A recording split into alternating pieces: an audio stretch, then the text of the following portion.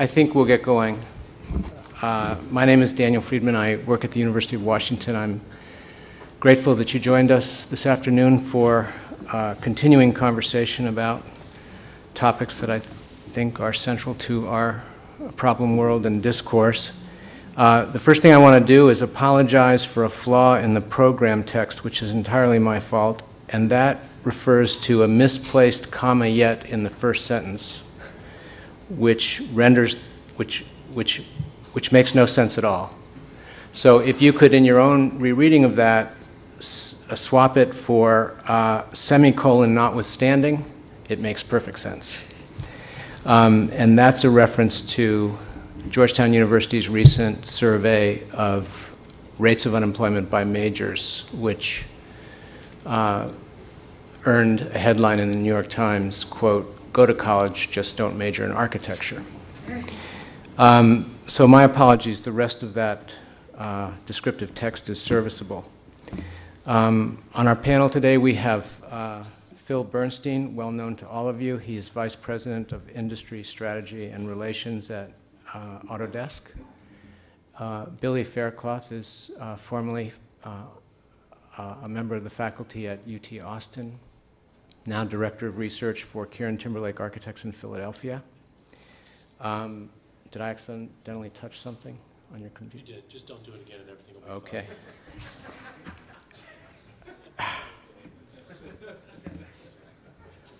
So many bosses, so little time. And Kyle Moe is an architect and member of the faculty at Harvard University's Graduate School of Design. In the interest of time, I'd just like to offer a few observations to tee up our discussion today in respect of our title's use of the words value and risk. We expect and hope for some justifiable debate following our brief presentations over the meanings and implications of these terms, but here we hope to reference their particular significance in the worlds of real estate development and sponsored university research, both of which represent a magnitude and circulation of capital and expenditures largely foreign to the experience of students and teachers of architecture, which is to say, our own internal formulations of the terms value and risk, however they animate and propel the professional curriculum, have inadvertently shut us off from two important intellectual and financial resources: real estate development, or the AEC industry broadly understood, the construction industry broadly understood, and sponsored research, both of which presuppose levels of risk and accountability appropriate to the practice of architecture, but somehow lost on it. On the issue of disruptive technology, which is also a part of our topic today, I want to encourage you to read one of the first op-ed pieces that Bill Keller wrote after he stepped down as executive editor of the New York Times. And if you haven't seen the documentary Page One, I highly recommend it, if only for the great shots of Renzo Piano's building. But it's a very important documentary and appropriate to today's topic. Title of Keller's op-ed piece is "The University of Wherever." I'm sure some of you have read this.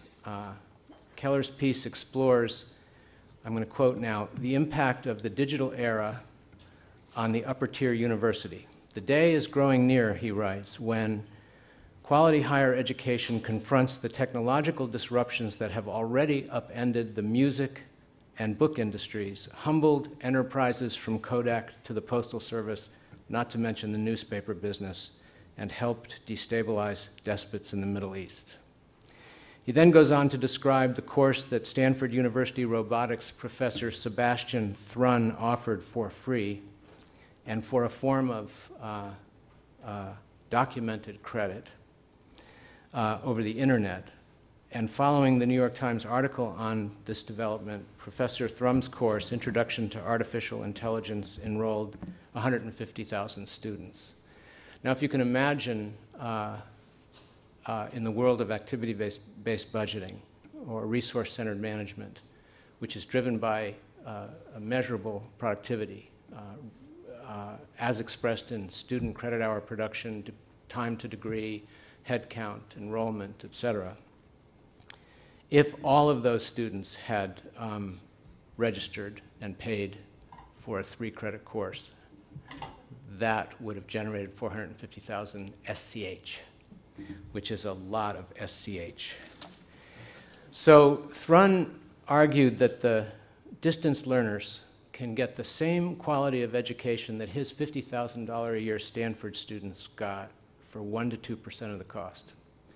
And he, like everybody in this room, extols the importance and uniqueness of on-campus experience, but he calls on-campus experience insanely uneconomical.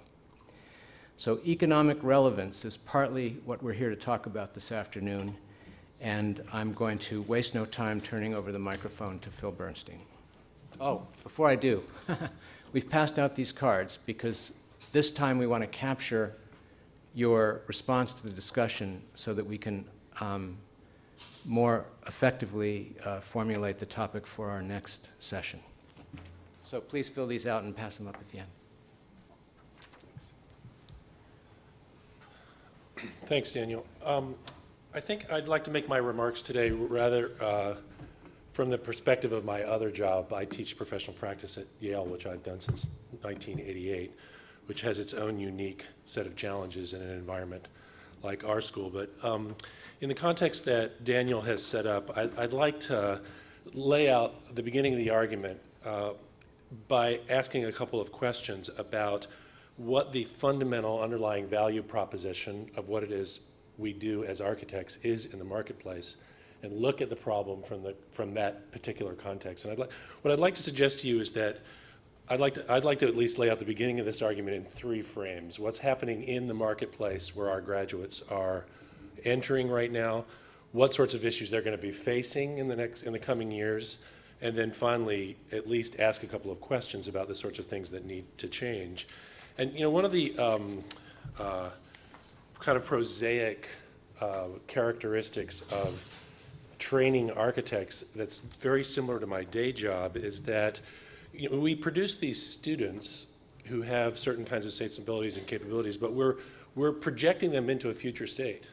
You know, in our early and during my work during the day, when we design a piece of software, we're really speculating about the relationship of a person to a work process that's going to occur 3 years in the future or 5 years in the future.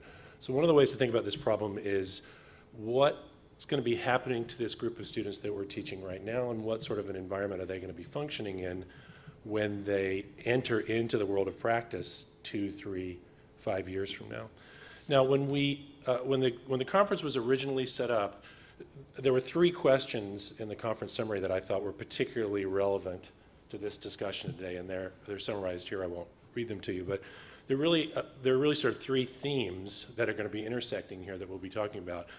One, of course, is the underlying question of how digital technologies, or what they're calling the emergent digital paradigm, is doing for the context of teaching, and ultimately what that means for how our students are going to function. The second large question, which I think all 3 of us are going to talk about, is this question of how the performative aspects of design are going to affect the process of design. And by that, I'm talking about not just how ultimately the build artifact operates, but how do you interrogate the design during that process, and what does that mean for the nature of the design process? And then finally, how do we as architects position ourselves in that overall discussion? And so the argument that I'm going to suggest to you is that this question that Daniel posed at the beginning and in the summary of the talk, which is, what is the relationship between the value proposition of design as we define it as teachers and as practitioners, and what it ultimately is going to mean in terms of positioning ourselves, training professionals for the future? How might that change? So I want to start first by simply setting out the economic argument. This very depressing graph describes the total employment in U.S. schools, in U.S. architecture firms, between the peak of the fun times, right, which were here about the summer of 2008, This is Kermit Baker's AIA data that runs out to late 2010, where about 70,000 people employed by U.S. architecture firms are now unemployed. The vast majority of those folks are professional people, and by at least by my estimation, there's probably a pool of 25 or 30,000 unemployed architects in the U.S. market right now. Architecture is the most unemployed category tracked by the Department of Labor in professional categories. So there's a significant issue there. This is the Architectural Billings Index, which is a sort of first derivative statistical analysis of activity in architecture firms. I use this with my students to try to explain to them the sort of biorhythms of the industry. The ABI measures increase in billing activity, so that black line represents a flat amount of activity. Anytime the numbers are above the black line, the profession is expanding, and anytime the numbers are below the black line, the profession is contracting. And you can see here during the blue valley of death, there was a very, very dramatic contraction in the profession. This number, which was down around 35%, meant that there was about a 30% reduction in billings in American architecture firms during that period. And what I'd like to suggest to you is that even though this curve suggests that we're starting to at least get back to normalcy, this was the tip of last summer, the profession itself, at least in its current constitution, has been restructured and is now radically smaller than it was before 2008. And we'll never see those numbers like 220,000 people in firms again, in my opinion. And then the value proposition, and at least in terms of the monetary value proposition, how the marketplace treats professionals with similar training. I got this data from a really interesting site called payscale.com. These are architects, lawyers, doctors, and engineers with terminal, I don't mean terminal in the medical sense, terminal professional degrees, MArchs, JDs, MDs, and Masters of Civil Engineering. And the salary numbers are quite instructive. The range of salaries for your average architect, postgraduate architect, with 3 to 5 years of experience ranges from about $39,000 to $83,000 a year. The attorneys start out at low parity, but then reach up to about $150,000 a year. The doctors start at $100,000 a year and get up to $200,000 a year. The engineers start behind us, ahead of us, but eventually they catch up with the same questionable value proposition. And really, this is what these statistics suggest is this is how the marketplace translates the financial value of architectural services. It's just a simple statistic. And what we're really saying here is that, and what this whole context is about, is the economic contraction has intensified the commodification of the marketplace's consumption of architectural services. That architectural services and the fungible monetary value of what our graduates produce is highly pressurized by an oversupply of architects and a low degree of value ascribed to what we actually do. And it's demonstrated very clearly in the numbers. And these are the statistics that Daniel was referring to in that article in the Times from the Georgetown study. And I didn't make it too big in the upper left-hand corner because it was just too depressing. But the article basically says, go to college, just don't major in architecture. And these are the unemployment rates of 14 categories of study. And I've highlighted in red there the architecture bar, where we are far and away the most unemployed category of graduates right now. So we have to ask ourselves how we can survive economically in a circumstance where we're going to graduate about what, Daniel, 6,000? 5,000 a year, Mike. 5,000 to 6,000 graduates into a pool. I don't. I'm I'm really not trying to bum you guys out. I'm just trying to paint the picture in which you are convincing your students to borrow money to train them to enter into this marketplace, into a highly commoditized marketplace. So into that marketplace, there is this commoditized marketplace. There is this transformational overlay that has to do with the means of production and the use of technology. And that overlay is a function of the explosion in the efficacy of information, data, lots of stuff out there that changes the nature of the different kinds of transactions.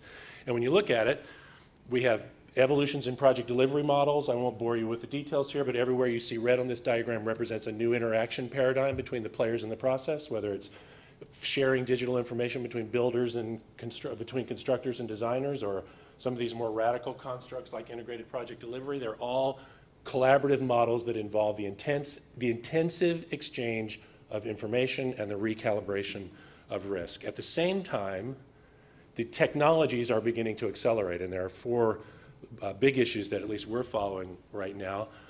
The ideas of what we call digital reality, which is not just high-resolution building information modeling, but high-resolution reality capture, the laser scanning in the universe. Infinite computing, the cloud, which makes computational resources essentially unconstrained. What we call digital realization, which is a lot of the topic of the conference here today, which is the translation of the digital to the real, the printing of buildings. And finally, social networking, collective knowledge, or the whole concept of crowdsourcing, which is a different way to organize and apply questions of information. So these kinds of technological advances are changing the nature of the problem even as we are working on it. And I don't want to get into this. This is a whole separate talk, but this is a kind of overlays what happens when you take these four technological trends around digital reality, infinite computing, and so forth, and you overlay them over the fundamental processes that technology is deployed for in architecture. Representation, which is how you describe the artifact, analysis, collaboration, and realization. And really the point is there are all sorts of very radically different processes that will emerge in the intersection of these two sets of ideas, most of which is being defined right now outside of the academy. But the complexity of the problem now begins to look something like this. I don't even understand this image completely, but one of our Revit MEP guys gave it to me. And this is what the digital reality looks like now as the means of representation shifts in this paradigm. The degree of representational complexity and the analytical and information opportunities in that context are actually pretty sizable. Now, at the same time, the computational possibilities make this concept of computational performative analysis very, very interesting. Not just the parametric generation of alternatives, but the fact that this information overlay creates a context in which deep information about the design as it is emerging becomes available to the designer. And so stepping away for a moment from the more ineffable aspects of a design problem, we're going to be computationally receiving very high degrees of information about the aspects of the design as the design is unfolding. What that means in the context of this discussion is design will be measured in a highly quantitative way, and that quantitative measurement will be correlated to value. And the folks that can correlate that risk and value together are the ones that are going to change the nature of the process, at least in my view. And so that means that the technological environment in which all this stuff is going to happen is going to become radically different because the interactions are going to be different. And I won't bore you with all the arcane discussion here, but in a world where information is delivered in a platform-independent way to whatever device you happen to be using, wherever you are, backed up by the infinite computational possibilities of cloud computing, which will provide all of this information and all of this analysis with multiple platforms by which it's created, and all organized on a big data backbone. I mean, this is sort of the way I'm seeing the problem right now. The way that information is mediated and who controls the mediation of that information and how it's reported starts to become, I think, a pretty interesting thing. Now, on top of that, we've got all of these forces at play. The economy driving sorts of short-term productivity and efficiency, the longer-term value proposition.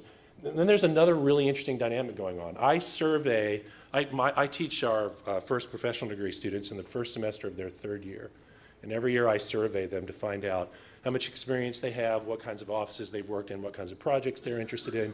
And for the last several years, my students, on average, these are first professional degree students, have 3¼ years of office experience. They come to my class after 2 full years of a Yale MArch with almost 3½ years of office experience. So it's a pretty rich discussion when we get to professional practice. This year at Yale, we have the largest pool of applicants in the history of the School of Architecture.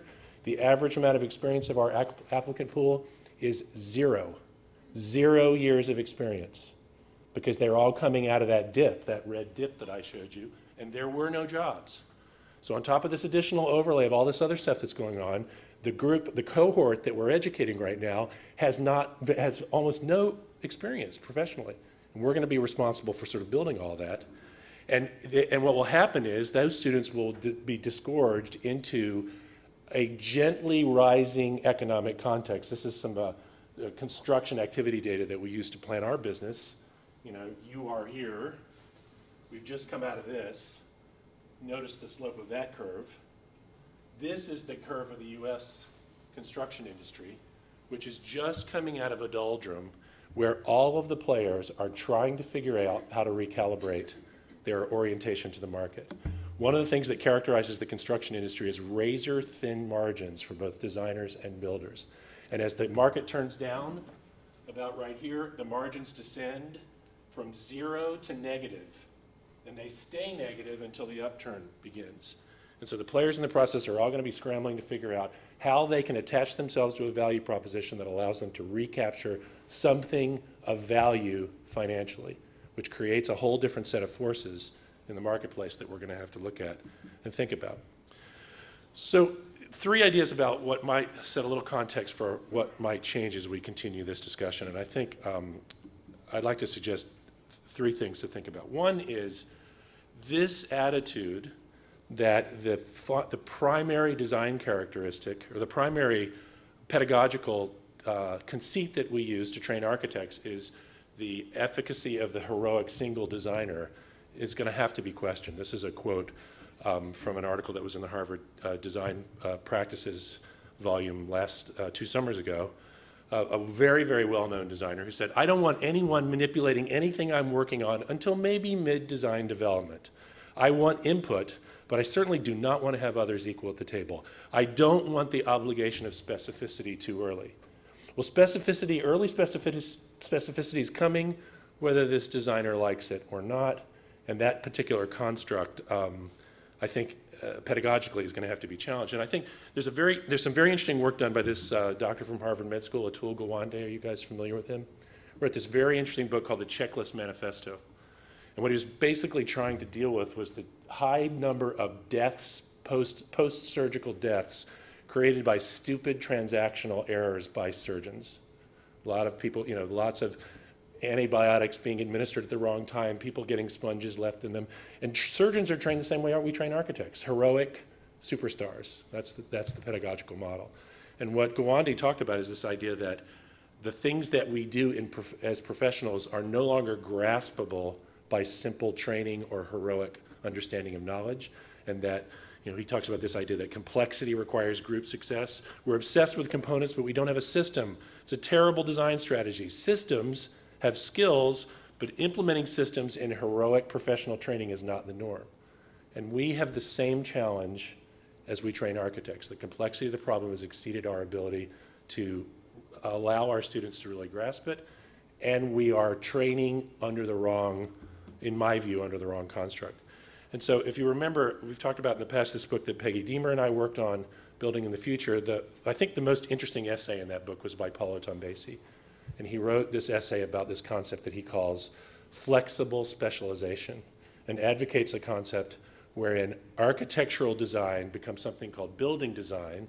And this is something that both Billie and Kiel will talk about, where the parameters of the design problem, the competencies of the design problem, and the loci of where you place yourself in the construct needs to change, and that we have to somehow redefine this concept of what design is to acknowledge this overlay.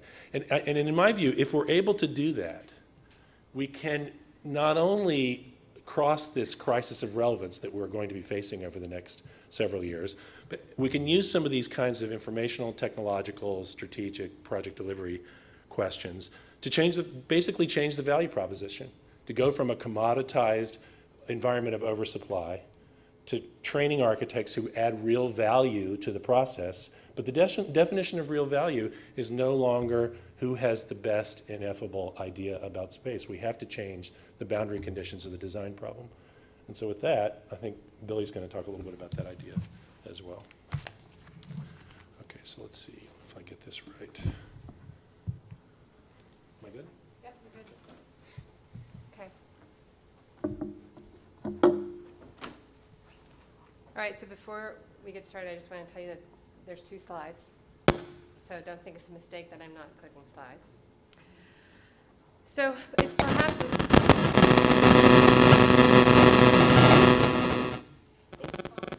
Shoot, it's my podium timer. Come on.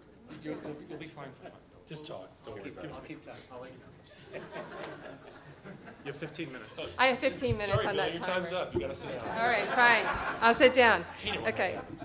All right, so it's perhaps a simple, risky but necessary experiment to bring together individuals with disparate bodies of professional knowledge, individuals far afield of architectural production, architectural problem solving, and its allied disciplines, and set their minds loose inside the canons and precepts of architectural design process in a professional practice setting. But this is precisely what KieranTimberlake has done. We've set loose minds that are trained elsewhere. So in the summer of 2008, and I noted, Phil, that this is in the summer of the fun times, we envisioned a group of differently knowledged agents operating as a whole group or forming ad hoc groups or temporary teams with architects who could legitimize question asking and answering, measure, collect, synthesize data, interpret existing information or create new information, create new concepts for architecture and new whole architectures. And forming this group, we acknowledged that our collective intelligence was not sufficient to rigorously see and comprehend the true nature of design problem solving, and that the design process was not sufficiently tempered to work with the bodies of knowledge that overlapped architectural problem solving: ecology, chemistry, physics, anthropology, logistics, economics, etc. We acknowledge that such a group would resort to research processes, and for our purposes, I'd like to define research simply as to search and search again. And so we described a series of attributes for this group, and we simply stated them similar to a wanted ad. We said that we wanted a group. Let's see if I can find it. Didn't I leave it there? We wanted a research group with multiple bodies of knowledge. We wanted a research group that had multiple research processes and methodologies, that had an explicit iterative process, that acknowledges the relationship between input, output, and feedback, that's agile and responsive, and that understands the relationship between the simple and complex, that never tires of asking questions and tracking answers to those questions, that had a covert mission to hack all tools, making them transparent and useful, that was willing to take risks, and that had the nerve to set up business as a profit. So what we did is we described those attributes, but we also described 17 bodies of knowledge, ways of describing other disciplines that we might want to bring into this architectural problem-solving process. And it was possible that such a team could form in such a place at such a time precisely because KieranTimberlake has, since around 2003, allowed searching and searching again, or research, to organize its practice of architecture and all of the seemingly mundane aspects of architecture that include workplace and technology and marketing and so on. So I tell you that we have a research group, which you may perceive as being set apart from what we do, but in fact, because this has been part of our practice since 2003, the reality is that all research, questioning, searching and searching again infrastructure is accessible to all 67 of us. So what I can contribute to this conversation is really a bit of a case study of sorts. And what I've brought are the words of the current research group members. We are presently comprised of 7 individuals, myself included, and I'm going to intentionally introduce them to you as if they were in this room, and allow you to hear their explicit statements as they perceive their agency in the architectural problem-solving process. Of those 17 original bodies of knowledge that we described, we ended up hiring 7 people that represent about 11 of them. In other words, to my surprise, after 3.5 years, we found individuals who had what I would call hybrid brains. They were trained in multiple research methodologies. They actually went from the sciences, some of them went directly from the sciences into architecture and had very successful research careers in both. So Stephanie Carlisle is trained in environmental management, anthropology, and architecture. And she says this: my work focuses on topics related to the interaction between the constructed and natural environment, including environmental systems, urban ecology, climate, and life cycle analysis. Her work entails thinking across scales from very small scales of biogeochemical processes in soil to carbon and water inputs to a building material to the very large scale of landscape dynamics, energy markets, or urban waste streams. She says that she likes to work on design problems that require multidimensional data-driven modeling and analysis. An urban and industrial ecology approach to design requires the blending methods from multiple disciplines in order to evaluate the performance of design. Eric Isley is a materials scientist, and a unique materials scientist, because what he's done is he focused his research very early on to understand the aggregate effects of materials engineering on the built environment. That's a very unique focus for undergraduate materials science researcher. He said this: I think there are some problems we solve at very small scales with impacts at the building envelope scale, building scale, and the urban landscape scale. The nature of these problems oftentimes are related to material limitations, embodied energy, ecological impacts, and human factors. He says that he gets a lot of inspiration for methods and tools at the building scale from physicists and materials engineers developing nanotechnology, semiconductor, and microelectrical mechanical systems. Such fields utilize a relatively small number of fundamental technologies to innovate a vast number of devices, and he sees the same thing. He sees that the same thing is possible in architecture. Roderick Bates is schooled in environmental management as well, and his problems are solved, as he says, relating to the interactions of buildings with their occupants and the environment. His types of analyses include occupant comfort with respect to lighting, temperature, humidity, wind speed, etc. The maintenance of comfortable conditions within and around a structure frequently engages matters of energy efficiency, which is engaged through a variety of modeling techniques ranging from energy models, spreadsheet-based calcs, based on information derived from various internal and external sources. Taylor Medlin is a researcher. He is trained as an architect, but his work at Berkeley focused very specifically on an aspect of architecture that's often overlooked, and that aspect of architecture is logistics. He says very simply, I address problems of logistics, supply chain development, construction systems, and material selection. The scale ranges from very small detailing connections and assemblies to larger scale of how to get materials to and from a site given transportation challenges. Ryan Welch is trained in physical chemistry, and he tends to focus on issues pertaining to analysis, simulation, performance modeling. He says this, that he aspires to improve the way we incorporate information into the design process. And Peter Curry is a sculptor in our group, the last research member I will mention. And Peter says simply, I solve materials and fabrication design problems specifically pertaining to the question, how is it made?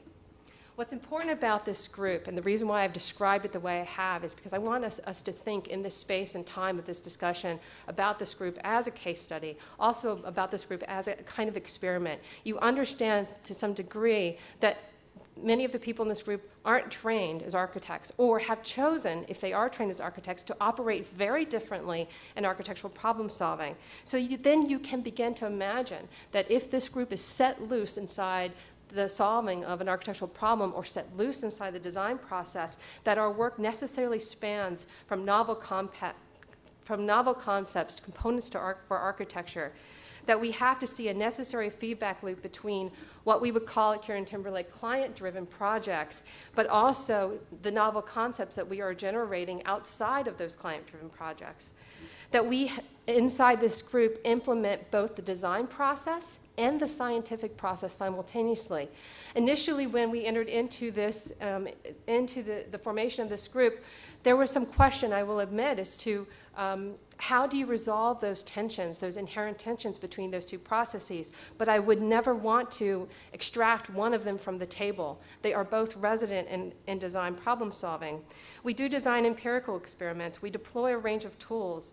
And as I said, the design process and the scientific process are equally represented, and it becomes the types of methodologies we choose to deploy become the basis for a vigorous debate about the value and risks that we need to take in problem solving. So if you could just for a moment think about this group as having an incredible agency inside design problem solving, I'm going to take a very hard left turn and introduce a fact into the room. The fact is simply this, that a single pyrolysis run and 4 fermentation runs resulted in the conversion of 64 grams of polystyrene to 6.4 grams of PHA. I'm going to say that again because I stumbled a bit. A single pyrolysis run and 4 fermentation runs resulted in the conversion of 64 grams of polystyrene to 16.4 grams of PHA. This is from Patrick Ward and his colleagues who discovered a process for taking trash, turning it into pyrolysis oil, allowing a microbe to eat it, and then manufacturing from that microbe another material. They manufactured PHA. PHA can be used in a whole range of biomedical devices. Why is this an interesting fact? Well, it's one numerical fact that originates below the scale at which an object can be measured and observed by the naked eye, and it does suggest, I think, part of the true nature of architectural problem solving. When we look at this fact, we can begin to ask, where do materials come from?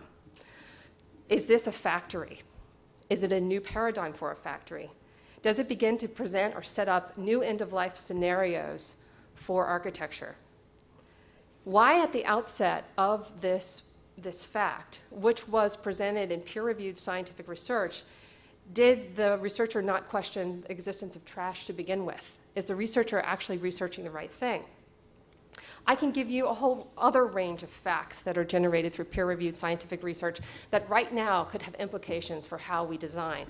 For instance, one person who measured through a global climate model that a 0.4 change in maximum canopy albedo across prescribed cropland areas would actually lower the surface area air temperatures on the Earth, or that there is the existence of what's called a left-handed material sample, which basically is has a negative index of refraction, which means that as we know it, when we see indices of refraction through the water glass that's sitting there on the table, if Phil were so kind to put his pen in it, you would be able to see the index of refraction or the breaking of light. It's something we see every day. Well, guess what? There's such thing as a, thank you, Phil, there's such thing as a negative index of refraction, which means invisibility is possible.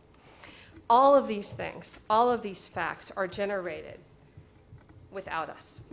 Information for architecture and thus architectural problems originate at all scales. We're presently dependent on information, actionable data generated by individuals far afield from architecture and its allied disciplines. Here, scientists identify and solve problems with the aided eye, observing and measuring phenomena, simulating and creating form, which will translate directly and indirectly to physical and formal architectural attributes. A specifications manual is replete with acronyms, we all know this, followed by numbers such as ASTM D5338. It indicates at the most basic level that an experiment has been conducted, a problem has been solved, and this is extra to architectural production. So the question is, should this kind of information be produced without us? Architectural problems are solved over time, and we see this because we know that there is actually a full definition of costs beyond first costs. We know that it comes out in maintenance costs, end-of-life costs, but there are all ranges of ways to define cost, and that includes environmental cost, health costs, productivity costs. We also know that in this question of time that one has to have a full definition of logistics, the flow of goods and services, and the way those goods and services interact with the building. And that we know that we can identify a full definition by simply understanding what the building or the object that we've created is doing. Problem solvers for architecture, I would suggest, and as I've learned in the last 3.5 years, likely come from a myriad of disciplines, not just trained through architecture schools. If we're willing to open up architectural problem solving to all scales, above and below the macroscopic, then we must also, and also to time, then we also must open up to all disciplines. However, we are outwardly, I believe, and I know that this to be true of myself, and inwardly operate based on an opinion regarding the relationship between the art and science of architecture. We can now recapitulate this as the relationship between form and performance, but the continued existence of this debate and the myriad of curricula based on art and science posturing indicates our inability to grasp the true nature of architectural problem solving. The true nature is that optimization, engineering optimization, abounds in problems which are simply symptoms of related problems where optimization has no business. So working with scale and time as it is real, while simultaneously implementing the design process through a group that is purposely transdisciplinary, may make messy the route by which architecture comes into existence. Yet it directly increases our ability to understand design problem inputs, their origins and range. Might it also increase our ability to understand the dynamic value, relevance, and resilience of the architecture we create, as they are decidedly, as architecture is decidedly a broker of building products, natural resources, all of our activities, beauty, and meaning. We collectively wrestle in our curricula and our contracts with architecture's tendency to demarcate sometimes an exclusive and artificial problem-solving boundary, which is what's up here, an exclusive and artificial problem-solving boundary, a simple relationship that I would love to explore any day between material theory and technique. But this is often irrespective, or we do this irrespective, I need to say very clearly, irrespective of where we are, the academy or practice, and our tools, be it sustainability, digital fabrication, and BIM. So the question is this: might we undo our compulsion to abstract? Might we reckon with information scale and time as it is real? Might we purpose to inscribe a relevant and conscious boundary around architectural problem solving? Thank you.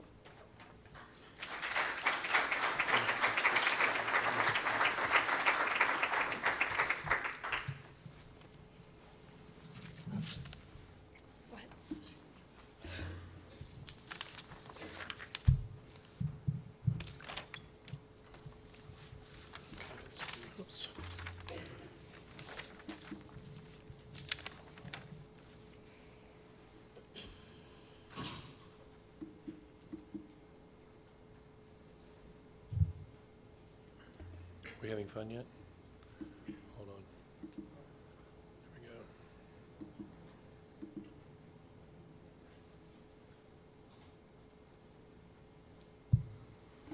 Let's go back to the beginning. Yeah. I'm sorry. Okay. I think we're good. Okay. Thank you for inviting me, Daniel and Phil. It's great. I like this conversation a lot. To contribute to this conversation, I can at best offer a couple of concepts in relation to the topic at hand, but I must begin with an unwarranted apology, and that is that in a discipline more formally ambitious than architecture, I don't think this session would be necessary. In a discipline characterized by enough irony to be more vitally and formally engaged with the contingencies of a building's formation, and that could never overtly ignore the inherent capacities and power inherent in the resources that constitute a building, this session would not be necessary. But the discipline has evolved in such a way that the very question of formation is taught and practiced in ways that preclude engagement with its own potential agency by so neatly cleaving off the contingencies of its formation.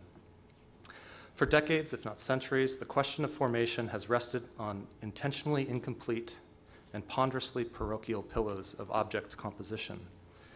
In my mind, to address the topics of value, design, and risk requires alternate concepts about formation that are more formally ambitious and vital, more fit for this century. I also have in mind concepts of formation that, in the context of this century, serve to expand the agency of architecture rather than constrain or diminish it. Thus, I'm ultimately interested in what ecologists call maximum power design. We need much more powerful objects, systems, and practices in architecture. Towards this end, there are a few words in my mind that can transform the very purpose and activity of design in this century more than the observation that matter is but captured energy. Matter is but one expression, a temporary expression, of a particular formation of energy. Thus, architecture's material practices are in actuality a subset of its energy practices. In other words, architecture is a formation of energy and should finally be designed as such. In this century, both the conceptual and literal formation of a building will not be adequately understood without a clear understanding of its formations of energy. These formations today demand that one peer well beyond the materials and spaces of a building as an object and into the generative and formative capacity that energy has in architecture, but that I see as entirely latent in contemporary practice. To give but one counterexample, and there could be thousands that I can think of, consider Sana's glass pavilion at the Toledo Museum of Art. It is emblematic of the low-power design and the dramatic ironies often inherent in the formations of contemporary architecture. The seemingly simple, intensive composition of this building, its appearance in the visual field, is in many ways rather stunning, as we know. And although I'm aware that it is not a part of this architect's agenda, I'm going to focus on the extensive composition of this project, because the contingencies and ironies of its formation serves as a clear counterexample of a more vital formation of architecture. This building's stunning, if not seemingly simple, transparent composition of glass walls is actualized by a much less transparent, more complicated composition of its material geography. This material geography is dominated by its low iron glass, specified by the architects primarily for its ultra-transparency. Due to the size and specification, however, the raw glass, the largest possible for this material, for the 360 13-foot tall glass panels installed in the pavilion could only be floated at the Pilkington facility in Saarbrücken, Germany, where a batch of 150,000 square feet of glass was produced for this project. This approximately 800,000 pounds of raw sheet glass was then shipped to southern China for processing, where a Chinese firm was awarded the contract because it had invested in the technology and bore the risks involved in the intricate processing of the large glass panels. The Toledo glass was cut, tempered, slumped, and laminated in this factory. And the intensity of this process itself is interesting. The process begins with the fabrication of hundreds of steel jigs for the various profiles of glass panels, and this first layer of glass is then heated in a kiln and slumped in its jig to cool. And here you can see some of the doctors and nurses moving one of their slumped patients, which points out the relative delicacy of this operation and the likelihood for breakage. And this in part explains the massive batch of glass that was shipped to China for the job. A second sheet, smaller in radius and width by fractions of an inch, is nested atop the first to cool, and the twin individual panels are then ready for lamination. And this involves an adhering interlayer between two sheets so that the assembly can be placed back into the kiln a third time and fused into a single unit. And this unit is then tested in a mock-up before being crated into one of 180 crates that are shipped to the west coast of the US and transported to the construction site in Toledo. There's about 88,000 square feet of glass in this building, or 58% of the original batch. On site, the crates arrive and the installation begins. And it's some of these images that make you wonder what happens when one of these panels breaks during installation or during the life of the building. This whole material geography will recur. But in the end, you have this stunning world-class pavilion, the beautiful object, and aspects of what I would call a more vulgar material geography. Why is it vulgar? The exuberance of these material logistics would be more compelling if their abundance yielded something of benefit in the larger collective, but here it translates pretty directly into a formation of an increased entropy and bound energy. In other words, the preoccupations of its intensive appearances results in the extensive appearance of unwarranted entropy. A visually identical, yet radically different formation of this building could have moved in the direction of greater power in its design, especially when you think about the context of Toledo itself. The dramatic ironies of this material geography's design is that Toledo, of course, was the very place where glass lamination techniques were first developed and perfected. These techniques were developed for the factories that produced laminated safety glass, for example, here in Henry Ford's 1928 Model A, that were assembled just north of Toledo in Detroit. Toledo is also where glass slumping techniques were later advanced in the 30s for curved windshields. And it's worth noting that the glass pavilion shares this taxonomy of straight and curved, slumped and laminated glass types. The Toledo glass factories that supplied Detroit with decades of curved windshields for cars and planes also produced other glass products, light bulbs, Coke bottles, and architectural glass. This concentration of glass production emerged in Toledo because of the cheap natural gas that fueled the continuously powered glass factories, as well as inexpensive land and labor, not to mention its proximity to Detroit and Chicago. And the same concentration of glass production also produced highly successful corporations that in turn engendered philanthropic fortunes that ultimately funded the Toledo Art Museum itself, a location-specific set of techniques and techniques that explains why there is sufficient cultural interest and funding in Toledo for a glass pavilion full of glass artifacts in the first place. So while the intensive composition and specification of the glass pavilion makes allusions, as noted, to the presence of sophisticated glass production in Toledo, these gestures are nonetheless gestures and mask lost power through design. The building can be well characterized by the cascade of material and energy transformations that are required for the conceit of a maximum-sized, highly transparent, under-insulated, fully glazed, double-skinned glass building and the material geography it presupposes. From a disciplinary point of view, a major point to grasp is that these extensive resources do not overtly intensify the architecture of the glass pavilion or feed back into the larger collective in any productive way. Quite the opposite. They engender the formation of undue entropy and bound energy. In this case, the specification of a maximum size glass panel of low iron glass precluded what ecologists would call the maximum power design of a building and its inherent resources. The immense resources involved in these global logistics are not legible or experienced in the building, yet are inextricable from it. While traditionally dismissed as an externality, this unwittingly specified material geography most importantly presents misdisciplinary opportunities for architecture. In other words, the intensive and extensive formations of a building can and finally should be designed not merely as ecological facts, but matters of disciplinary concern and opportunity. Beyond the statistics about the quantities of wasted glass or its transportation footprints, the only thing really wasted in this material geography is architectural agency. The most ecologically intensive parameter of this building that determined its extensive composition was the height and width of its low iron glass panels. Modulating this parameter, say a slightly narrow width of glass or the same size of glass in normal clear glass, would have resulted in radically different material geographies.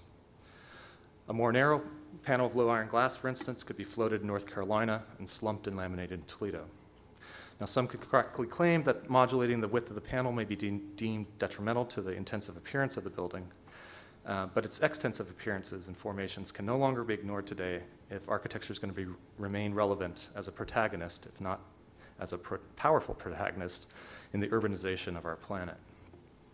So whatever an architect's agenda might be, new formations of architecture, smaller carbon footprints, mutualities in the local economy and local skill base, or more interesting from a disciplinary point of view, swerving the vast fiscal and physical resources inherent in architecture's formations towards designs that simultaneously intensify architecture and the larger collective. Whatever these agendas might be, there are pertinent questions here about how architecture should design the inherent surplus that defines it. Ecologists use the term power to refer to the amount of work activity that can exist in a system. Functional, if not exuberant and abundant, self-organizing systems prevail that maximize power intake, maximize energy transformation, and those uses that reinforce production and efficiency. The Toledo Glass Pavilion thus presents an architectural conundrum because as designed, its formation has very low power and very high bound energy. And this is a side note, but design should not make the future of colony, the future a colony of the present in this way. In this entropic way, in this way of consuming bound energy. In some very literal ways, architecture's agency today is directly connected to this energetic ecological understanding of power. In this century, architecture's maximum agency will be increasingly linked to its maximum power design through its capacity to feed back reinforcements into the larger collective through greater ambitions and in a large scope for its very formation. Rather than a cost valuation for architecture or of architecture, the formation of architecture must be guided by a donor economy, and I think this might be something we talk about in the discussion. What is at stake in architecture's maximum power designs is not highlighting facts about waste or putting construction on a localitarian diet, but rather submitting its vast externalities and latent power to the terms of productive and ambitious design. We can submit architecture's defining surplus, abundance, and affordances to multiple ends in this larger collective in new and powerful ways. To not do so shuts down on the fullness of what design can be today and what it can do in this century. In short, this image, this is a form. It is a formation of energy, matter, and choice of great consequence not only to architecture, but to qualities and quantities of life itself. The world does not grant autonomy to any practice or anyone, and we can no longer afford intellectually or literally to cleave off the contingencies of architecture. If you're interested in the syntax of a building, you should be especially interested in the syntax of this particular formation that's on the screen. Architecture can gain great agency when this form becomes an internality in architecture. Now, given this counterexample of maximum power design, the first observation that I can offer in this conversation is that architecture can never be motivated by efficiency. Architecture, like life itself, thrives on abundance and exuberance. Efficiency, as a habit of mind, will not get you there. Efficiency, whether of a building or of our practices or of the building industry, is an inadequate concept for this century. The most powerful way forward in the 21st century is not so much a concern about scarcity, conservation, or efficiency, but rather by recognizing that an architectural formation must primarily engender abundance. In doing so, I think we can better devise strategies that yield exuberant advantages of great mutuality for architecture as well as the larger collective. It is a question of how the inherent wealth that presupposes architecture is to be squandered in the most powerful ways possible, in ways that amplify qualities and quantities of life. The second observation begins with the observation that upon further reflection, I now find the term integrated design, to be a somewhat flawed concept for architecture today. While it is invariably a better habit of mind than the highly additive mode of technological escalation that we inherited from the 20th century, integration as a concept is not powerful enough by itself. Instead, I offer the term convergence as a much more powerful, ecologically and architecturally powerful concept that could help guide the formation of architecture. Regardless of our idiosyncratic design agendas, a convergent habit of mind will yield much more powerful objects, much more powerful systems, and much more powerful practices. Things, assemblages, and practices that do much more with less are designed to maintain maximum free energy for today and tomorrow and keep entropy as low as possible through design. In conclusion, a diagram of the maximum power design of buildings, cities, and landscapes would be very different than our current diagram. For instance, it could never so recklessly cleave off its attachments and contingencies. It would never divide otherwise conjoined systems, physical systems, into arbitrary disciplines, and it would never engage or perpetuate the escalating extraneousness or unwarranted complicatedness of design in the construction industry. As such, I'm somewhat ambivalent about the enabling correctives that we often hear about in this current diagram. In practice, they often seem to exacerbate fundamental problems that are far from powerful and far from concerned or preoccupied with qualities and quantities of life that are latent in the contemporary formations of architecture. When I think about maximum power design in the context of our discipline and our profession, I often wonder if another discipline will emerge in this century that would more powerfully actualize these concepts that now seem so necessary to design from my point of view. It is really hard for me to be sentimental about the current arrangement of codependent disciplines, accrediting boards, pedagogies, softwares, certification programs, and unquestioned concepts that determine so much of what we do today. I'm far more attached to the idea of practices that amplify life through design of the necessary excess, abundance, and affordances of our buildings and our cities. And when I think about that, and about this panel on design, value, and risk, it provokes me to wonder if such practices might just not occur in a discipline more formally ambitious than architecture. Thank you.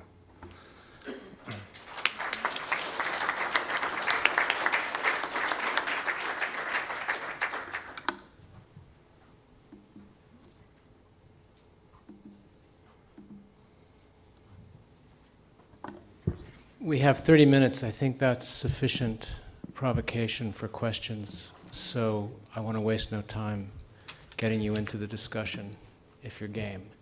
If you're too shy, we've provided you with cards that we promise will use to structure the next session. I think that's ACSA Administrators Conference in wherever that is. So a hand. My job is to just moderate. Seriously. Yes, ma'am. So, thank you, each of you, for the presentations. It really stimulated some thoughts for me. One question I have, I'm going to start with Billie, Sure. perhaps, is thinking about how that kind of model that you structured in KieranTimberlake, or perhaps one of the other presenters has answered, how we might sort of imagining perhaps how we restructure architecture pedagogy. And I think that's something we're all thinking about. How might we rethink the way that we're teaching, who we're bringing together, how we're doing it? Perhaps you, from what you have all done, you've already started to think about that. Could you hear at the back? How do you restructure architectural pedagogy and consider, this is to Billie suggestions from Billie Faircloth on how we might restructure architectural pedagogy in consideration of that. And I would just extend it to the other presenters. And extend it to the other presenters as well. You're doing great, Daniel. I'm trained. Do either of you want to go? No? Okay. So, and I have to say that that's what I'm thinking about too.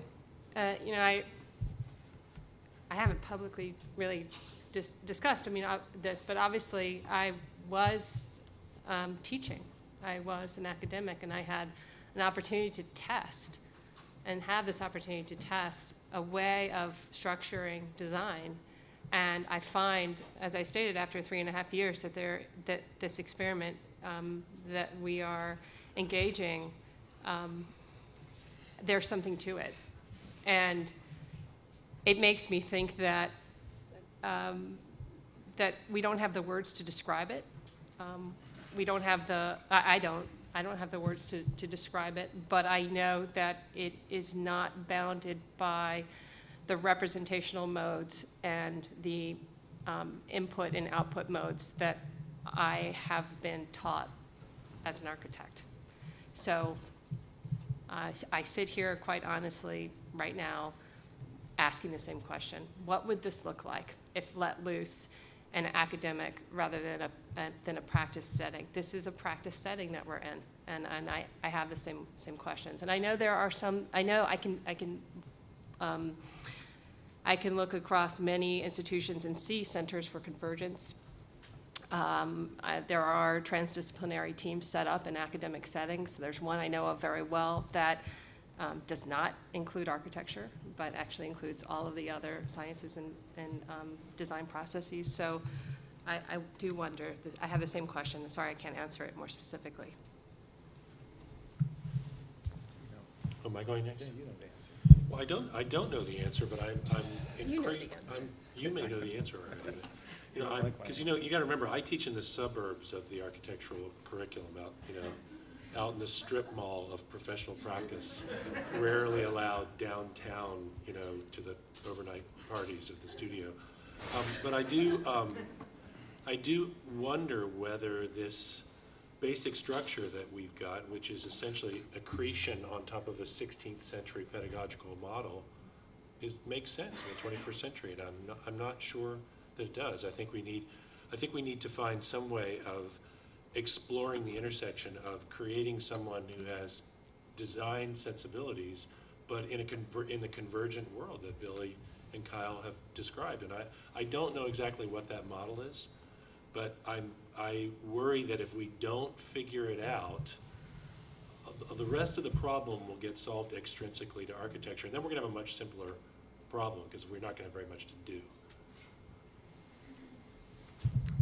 My answer is that I think architecture faculty tend to be pretty trigger happy in terms of pedagogy.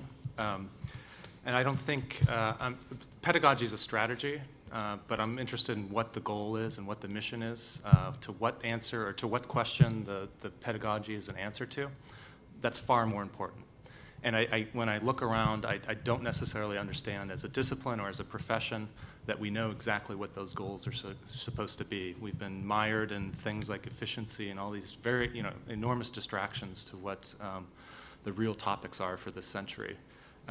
So I think we have to have a larger conversation about what we're supposed to actually be doing rather than, jumping right to the pedagogy and restructuring. I think you misunderstood my question. Okay. I'm not asking what's the pedagogy as if you guys have the answers, right? I mean, obviously all of us.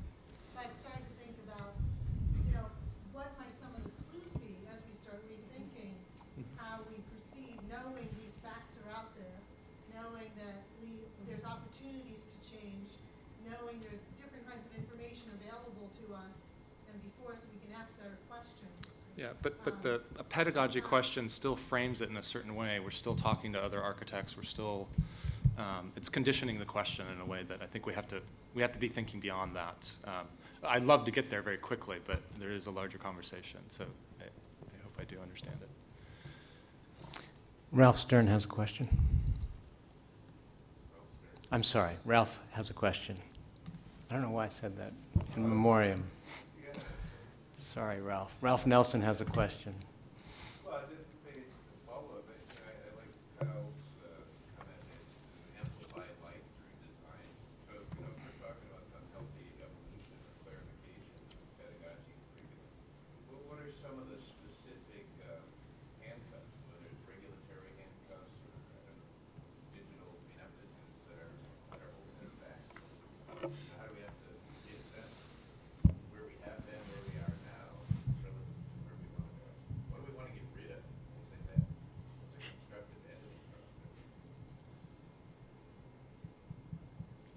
Is that a question addressed to Kyle? You're hidden behind the column, so we're not exactly sure. There's a voice behind the column. There's a voice coming from behind the column. It's talking architecture, yeah. It's there we go. Do we want to summarize the Yeah, question you want for to the restate the question, Daniel, for everybody? What's not working now that we want to? What do we want to edit? What's not working now? What have we been carrying forward from the past that's just simply dead weight, a handcuff or something? What's dead weight? What's a handcuff? How would we edit the current assumptions underlying the professional curriculum? Thank you, Daniel. Billy, you want to start? You can start. Oh, I get to start? Yeah. that's just good. I think that in my own view, we privilege this idea of the heroic nature of the singular design act to the exclusion of almost everything else.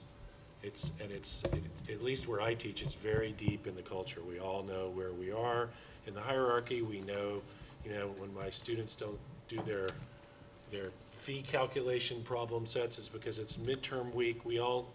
The curriculum has a very clear hierarchy which does not acknowledge the priorities of practice. I mean, it took me 5 years to convince Dean Stern that we needed a short collaboration sequence for our students before they started the building project, because it was more of an exercise in managing a team than it was a design exercise. It took me 5 years of lobbying to convince him to do that. And so, because at least where I teach, the black hole that is the attempt to build design sensibilities has such a very strong event horizon around it that it's hard to get anything else in that solar system. To me, that's the big structural problem. Maybe that's unique to the particular place that I happen to be on the faculty, but it is the problem where I am, at least. Now, for a different view from Harvard. Yeah. A different view from Kyle Moe. There we go. I agree with everything Phil just said. I just use different terms. I just want to make design much more ambitious. I just think we've been really pretty lazy about what terms we set, design, how we put it to work. And I think there's just a hell of a lot more that we could be doing if we wanted to. And I think that's how we can gain a lot more agency and develop new kinds of work for ourselves that are really productive, but if it's financially, whatever the motivation might be. I just think that there's a lot more agency if we release design to do what it could be doing in this century, rather than constraining it to, what did you call it, the urban center parties or whatever it is that have conditioned it for the last century or so, especially in North America, since that international style exhibition. Anyhow, Billie. This is a tough one. I think there are individual,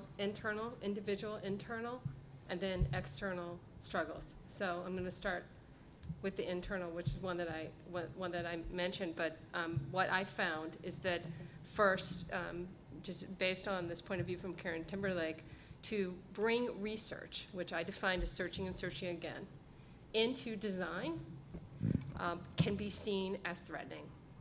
And it can be seen as threatening because to both research and design, to actually put up the words design research can set up this question about, well, will these methodologies, these other ways of thinking, take something from design? Or will design conversely take something away from the legitimacy of impartial research? And so there's this question about this internal struggle, I think, as a designer, when you are engaging a searching and searching again practice, which then follows directly on our own internal struggles with the division between arts and the sciences. And so there's this question about how that gets translated directly into our curriculum. But even further, then that's where the external struggles come in, and then even further amplified by that is that we have, in some institutions, no agency in the larger resource pool that is the university, which means that I believe our definition of multidisciplinary, transdisciplinary is not ambitious enough. This goes beyond that. It goes beyond what one would define as multidisciplinary or transdisciplinary.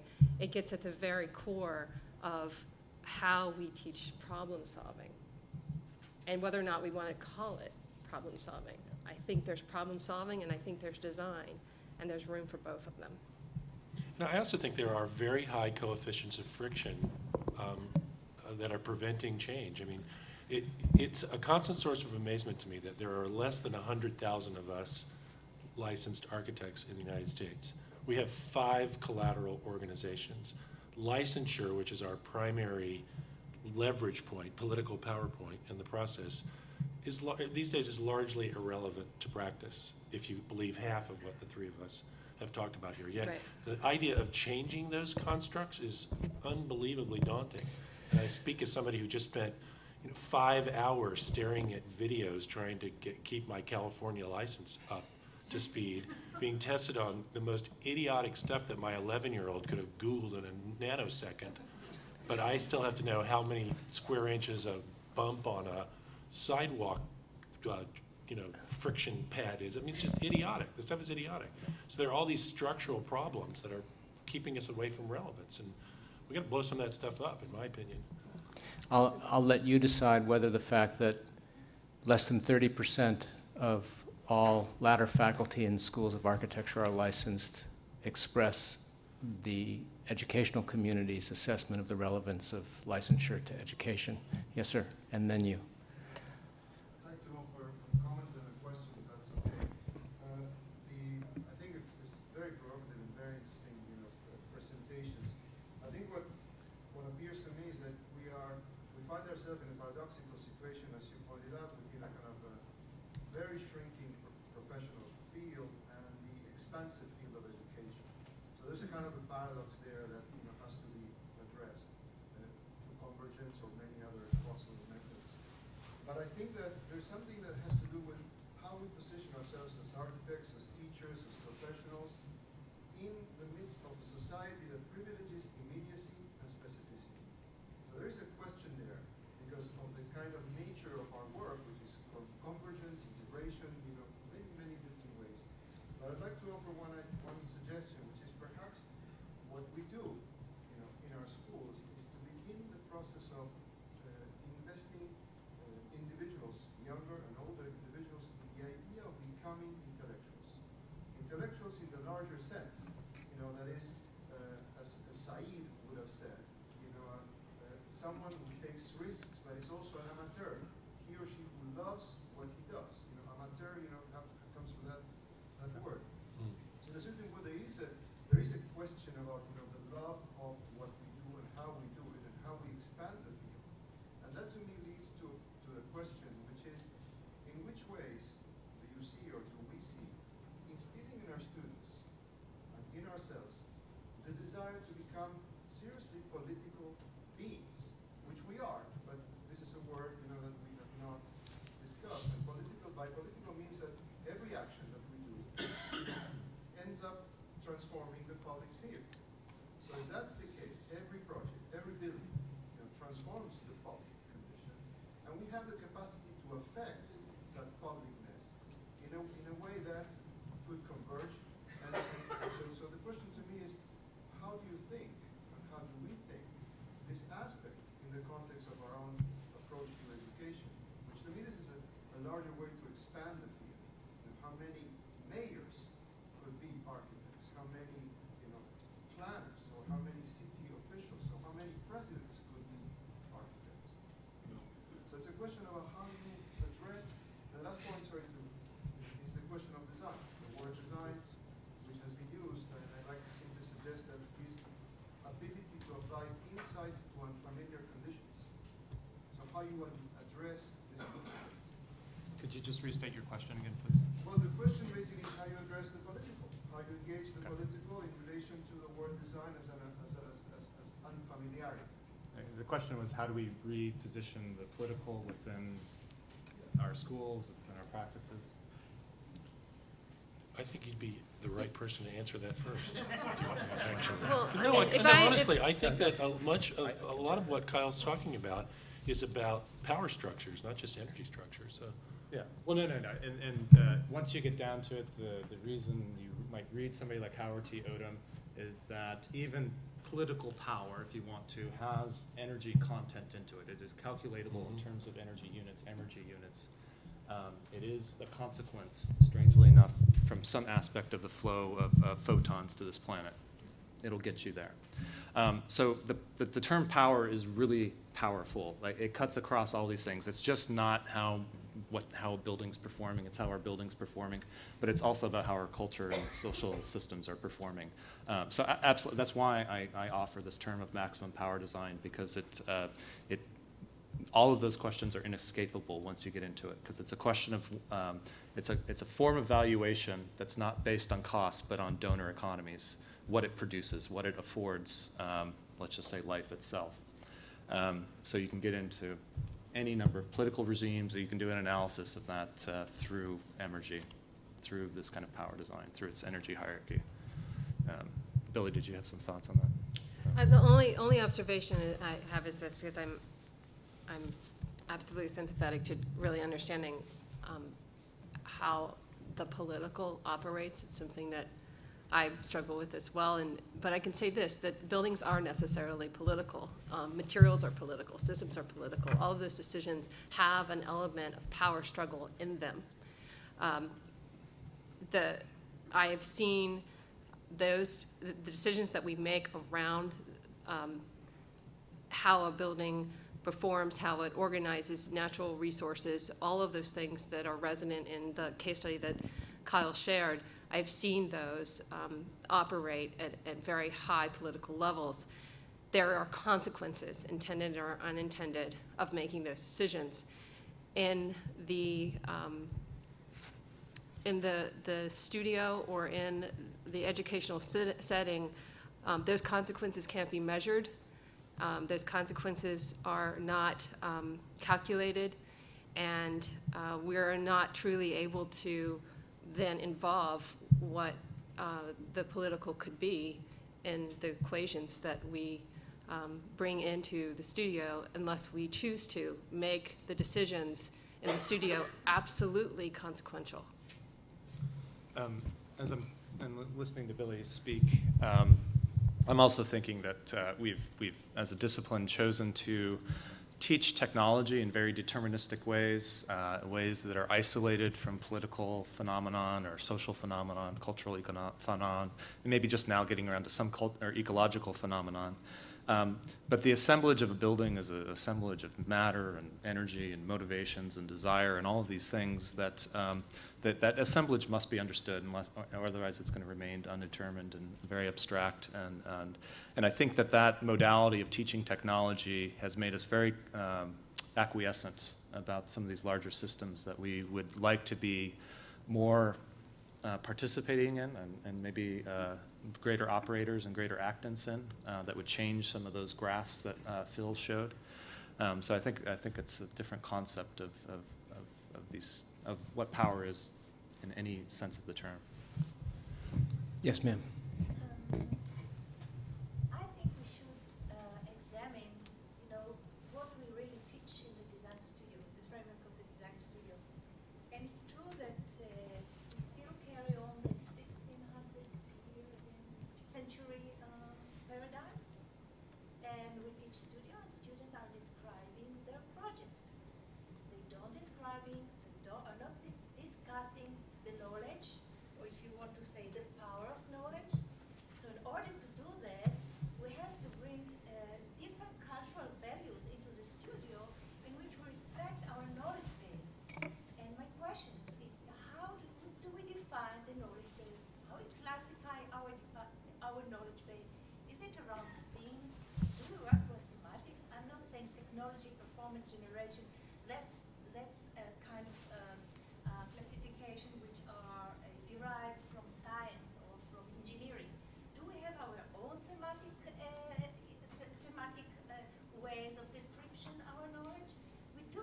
We do it in our seminars and intellectual courses. We do that, but we fail to bring it into the studio, and we fail to carry the culture of intellectual, of the architect as an intellectual, and as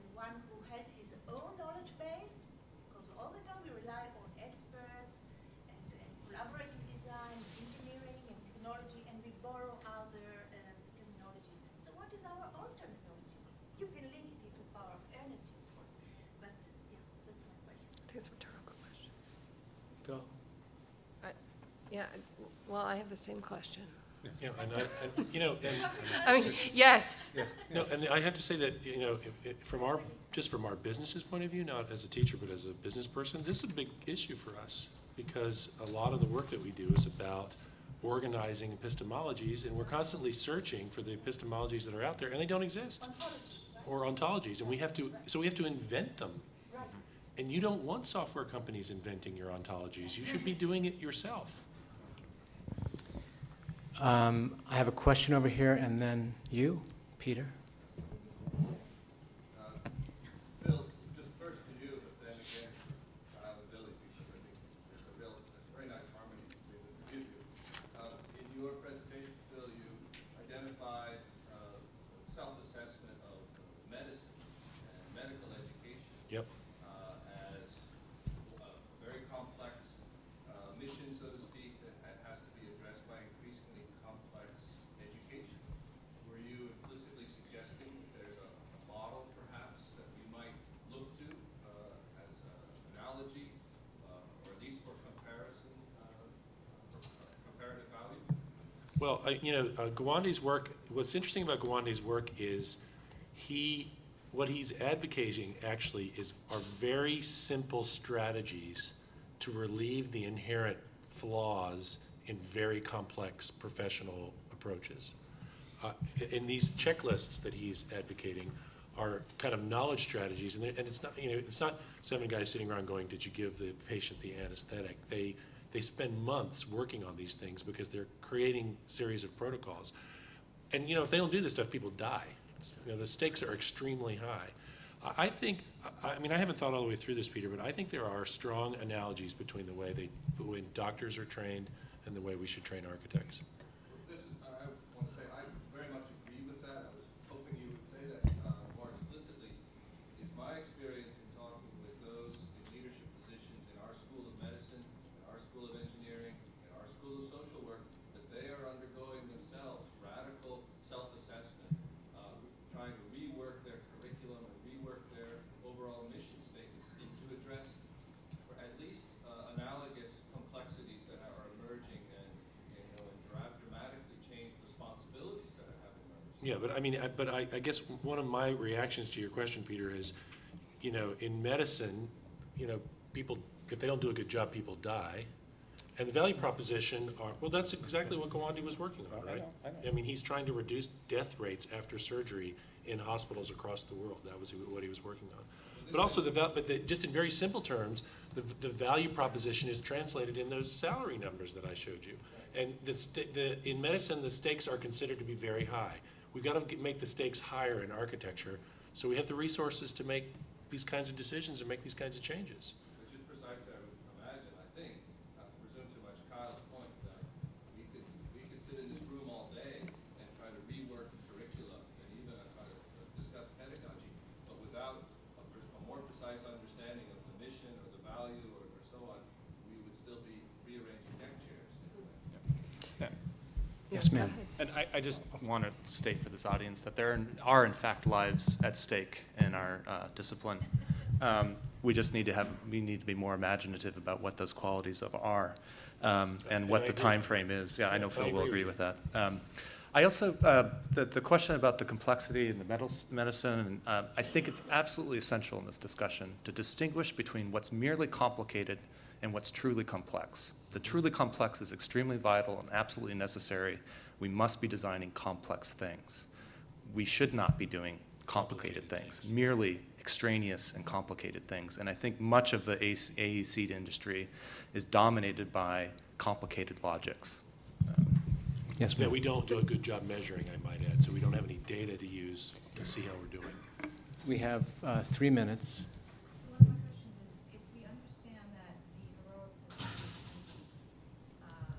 individual designer is not the person we want to produce that has value out in the workplace, then why aren't we introducing more complex collaborative projects in the studio environment? And you guys represent the Ivy League. Well, just Up yeah. there. And Yeah. So you're probably, the most singular designer-oriented schools. And do you introduce collaborative work in the studio environment? What do you guys do? Because we don't. I mean, we do, you know, what you'll get, I mean, I'll just be blunt, and I'm sure the dean, when he sees the video of this, will slap me. But we give lip service to collaboration, you know. People work in teams, but, you know, the occasional stray engineer from the environment comes into the school, but we don't. We're not, at Yale, we are not addressing this question, period. We're not. We have shown that idea, I don't know if you've seen that. Yeah, the idea, yeah, I show that to our first year students, yeah. But if you don't follow up on that, then that's meaningless. To show a work which is collaborative and interdisciplinary as a means to solving a complex problem more quickly, bringing in a variety of disciplines. You guys must do a better job at this than we do. Do we have time for one more question? Yes? Oh, yes, we do. Mike Monty says, yes, we can have another question. Thank you.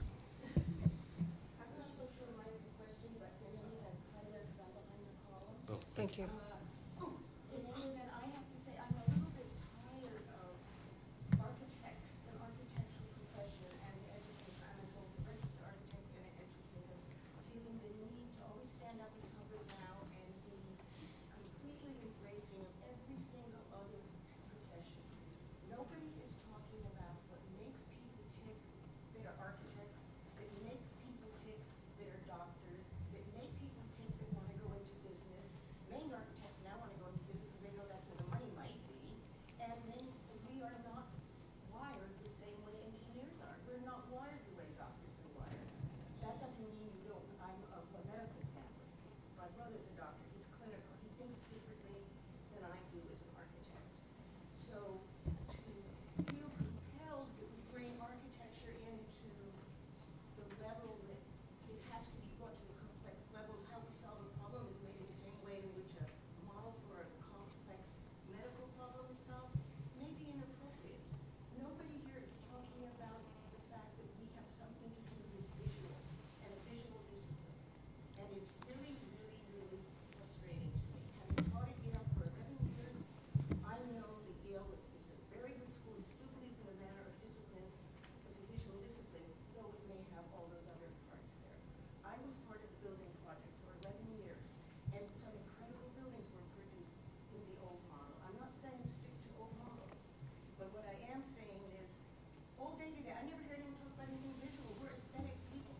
Or maybe I'm all wrong now, and this does not exist anymore, but we feel the need to be politically correct and mold ourselves to become homogenous. I find it really kind of discouraging. That's just a comment. You don't have to answer. Oh, I'd love to You're answer. going to get answers. I, yeah. You'd love to answer I would that love to question. answer that because I'm really glad someone brought that up because I would, if I were sitting in the audience, I would say, you know, ask whither beauty, whither aesthetics. I think what the issue is that those things are there too. I am fundamentally driven to interrogate architecture this way because I love beauty. I love design. I want to create things that have meaning.